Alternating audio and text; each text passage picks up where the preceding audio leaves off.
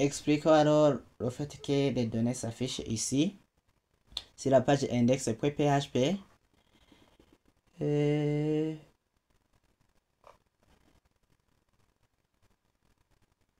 Ici, on a créé un formulaire de type search, de type recherché. Ce formulaire se trouve dans un form group law. Donc, pour créer un formulaire qui va porter sur une ligne, il faut mettre law. Le form group permet de grouper les éléments du formulaire. Le colonne ici, c'est la gestion des colonnes. C'est la simple gestion des colonnes. Pourquoi ne pas mettre 8? Je vais mettre 8 colonnes. Et dans Bootstrap, il existe 12 systèmes de... ce n'est pas 12 systèmes. On a 12 grilles. Donc, comment on gère les colonnes?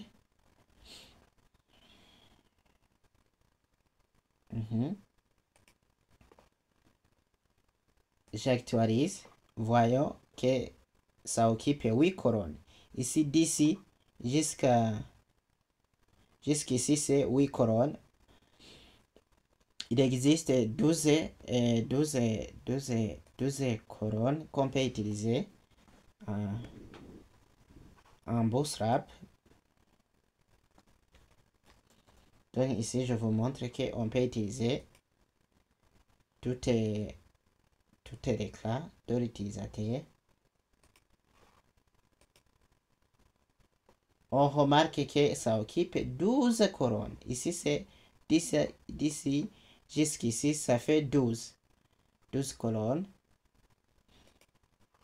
Et si je mets 8, c'est le système de grille, je peux mettre c'est 10.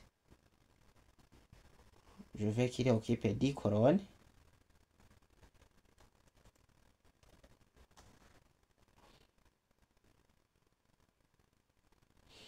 Et ici, le bouton rechercher, s'il occupe 10 colonnes, je veux qu'il occupe 2 colonnes.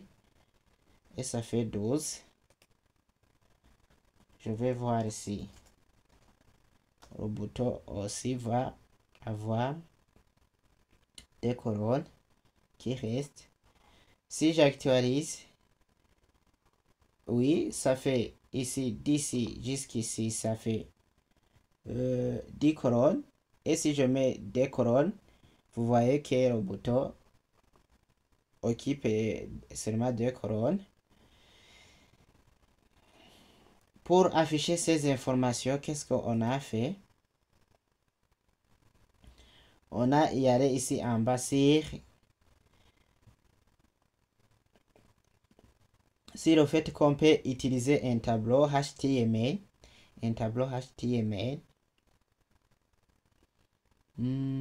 Ici, je vais mettre table script.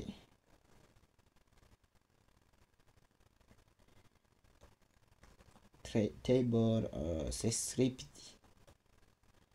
Pour mettre la couleur dans les différents noms, je fais enregistrer les différents éléments.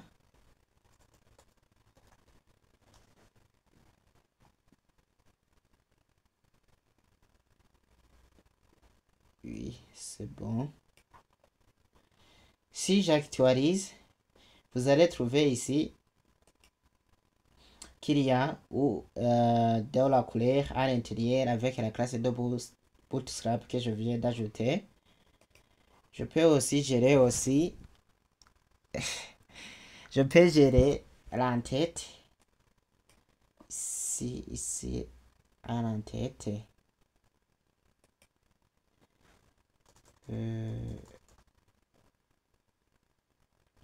Je mets quelle classe?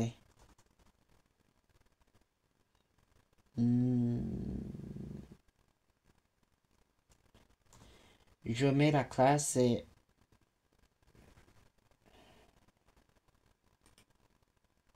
Donc, je veux que l'entête, les entêtes ont quelle couleur? Je vais mettre BG dark. Et je mets le texte.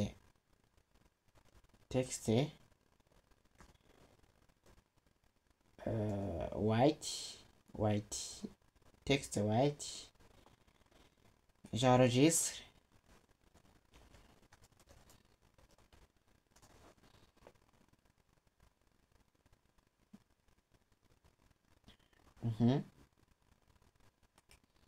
Si j'actualise,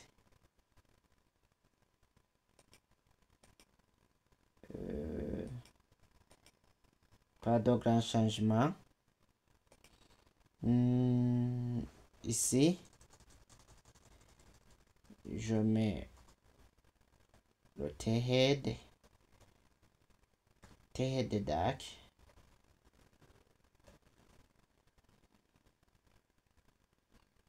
Oui, je laisse le T-head dark.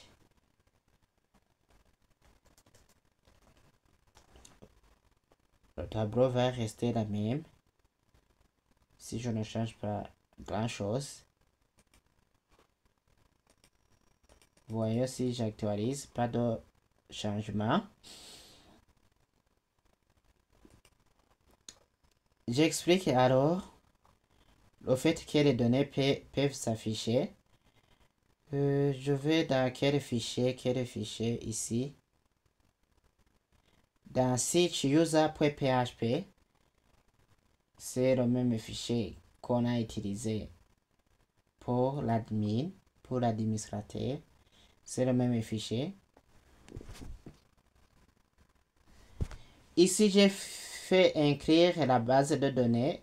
Donc, si je suis dans index, pour aller dans site user.php, je dois spécifier le dossier action, le sous-dossier action. Je vais créer une variable qui s'appelle getOrUser avec la variable spdd. spdd se trouve dans database, se trouve ici, database, qui permet de récupérer ou bien de faire connecter, de lier le fichier PHP et le fichier non, et la base de données. Je suis dans quel fichier? Site or user. Site dans action. Je vais utiliser, au lieu d'utiliser la méthode prepare, je vais utiliser la méthode query pour la recherche. Cette méthode permet de récupérer les données se trouvant dans la base de données sans avoir exécuté